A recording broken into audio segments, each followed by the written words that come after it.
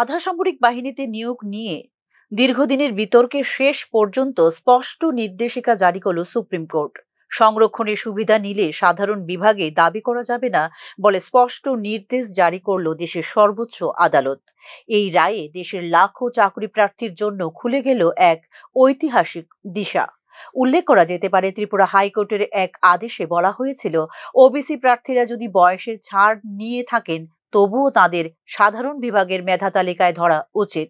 কিন্তু এটি নিয়োগের নিয়ম বিরুদ্ধ বলে জানিয়ে দিল সুপ্রিম কোর্ট স্পষ্ট। একবার প্রার্থী সংরক্ষণ ভিত্তিক সুবিধা গ্রহণ করলে তিনি সাধারণ বিভাগে প্রতিদ্বন্দ্বিতা করতে পারবেন না বলে জানিয়েছে বিচারপতি সূর্যকান্ত ও বিচারপতি জয়মাল্য বাগচির বেঞ্চ।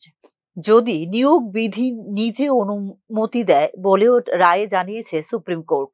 এই রায়ের ফলে একদিকে যেমন সাধারণ প্রার্থীদের প্রতি ন্যায় বিচার নিশ্চিত হলো, অপরদিকে এতে করে রোধ হবে সংরক্ষণের সুযোগকে দ্বিগুণভাবে ব্যবহার করার প্রবণতা।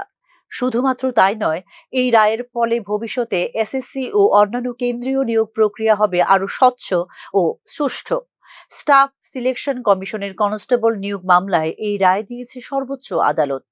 BSF, CRPF, ITBP, SSB, NIA, SSF এবং আসাম রাইফেলস এ নিয়োগের সময় বয়সসীমা ছিল 18 থেকে 23 বছর। ওবিসি প্রার্থীদের জন্য 3 বছরের ছাড় দেওয়া হয়েছিল।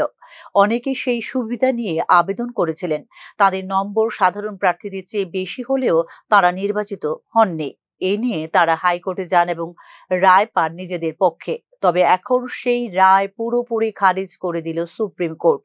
এই রায় স্পষ্ট করে দিল, সংরক্ষণ সুবিধা মানে বিশেষ সুযোগ, এটি সাধারণ আসনের অধিকার বাড়ানোর পথ নয়। ফলে এখন থেকে চাকরি প্রার্থীরা আবেদন করার আগে থেকেই সচেতন হবেন কোন শ্রেণীতে গণ্য হবেন তারা। Bureau report, news now.